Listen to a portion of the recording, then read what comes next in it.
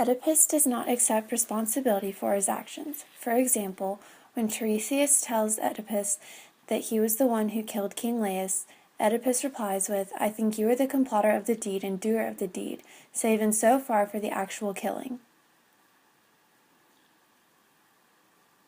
When accused of killing King Laius, he denies it and falsely accuses Tiresias of killing the king. Later, when speaking with Creon, Oedipus accused Creon of telling Tiresias to tell people that he had killed King Laius. Later, he told Creon, "Yes, it is there you have proven yourself a false friend."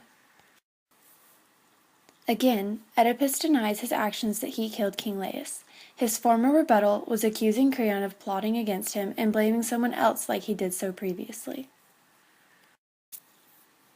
Eventually, Oedipus realizes his faults and finds Jocasta dead.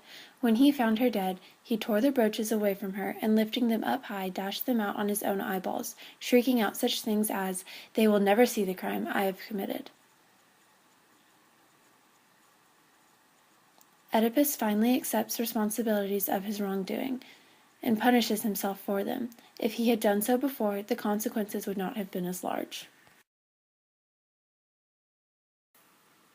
Odysseus.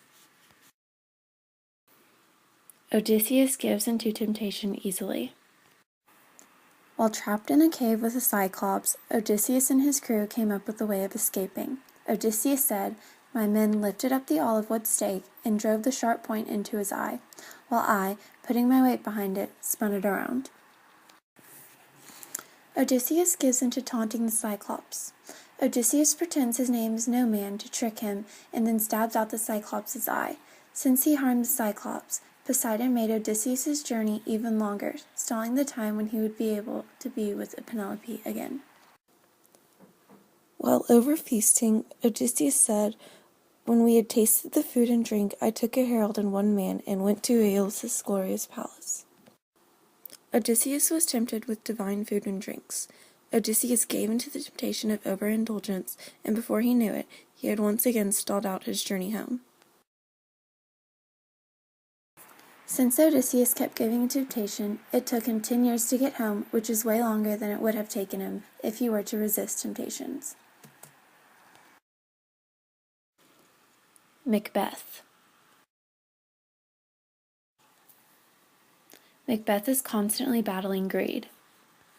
For example, when speaking to Lady Macbeth about killing Duncan, Macbeth states, "I have no spur to prick the sides of my intent, but only vaulting ambition, which overleaps itself and falls on the other."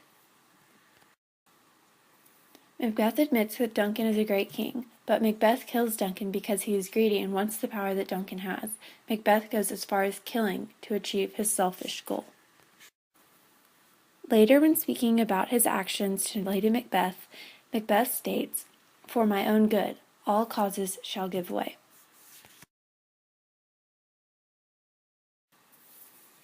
Macbeth tells Lady Macbeth that all his actions are for his own good and no one else's, emphasizing his greediness. Once Macbeth realizes his mistakes, he becomes jaded and indifferent to living. When he learns about his wife's death, Macbeth states that life is a tale told by an idiot, full of sound and fury, signifying nothing.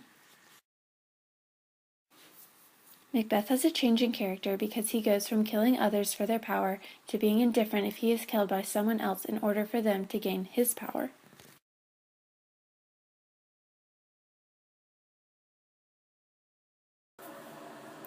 Oedipus was successful at stopping the plague but lost his father and mother-wife. Odysseus finally reached back home to gain Penelope back, but lost all of his crew members and killed many suitors.